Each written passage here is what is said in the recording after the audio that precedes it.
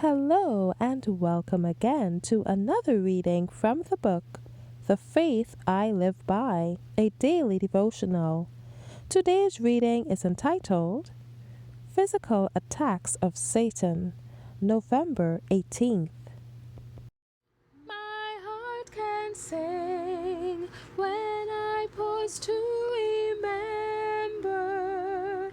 A heartache here is but a stepping stone along a trail that's winding always upward. This troubled world is not my final home. But until then, my heart will go on singing. Until then, with joy I'll carry on. Until the day my eyes behold the city. Until the day God calls me home.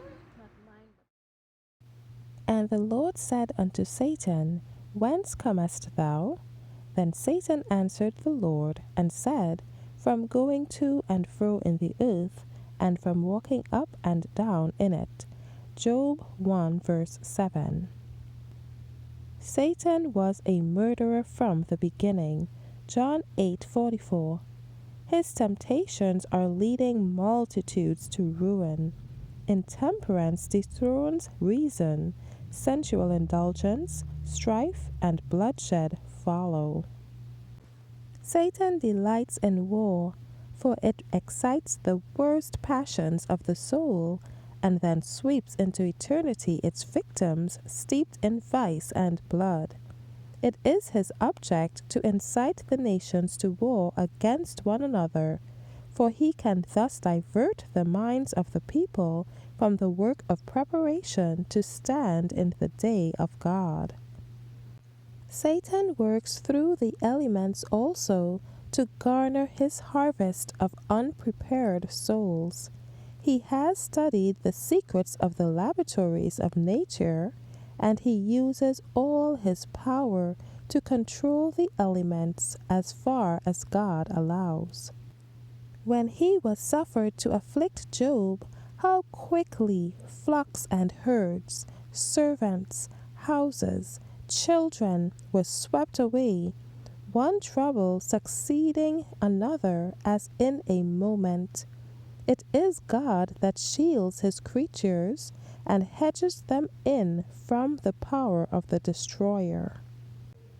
In accidents and calamities by sea and by land, in great conflagrations, that is, fires, in fierce tornadoes and terrific hailstorms, in tempests, floods, cyclones, tidal waves, and earthquakes, in every place and in 1,000 forms, Satan is exercising his power.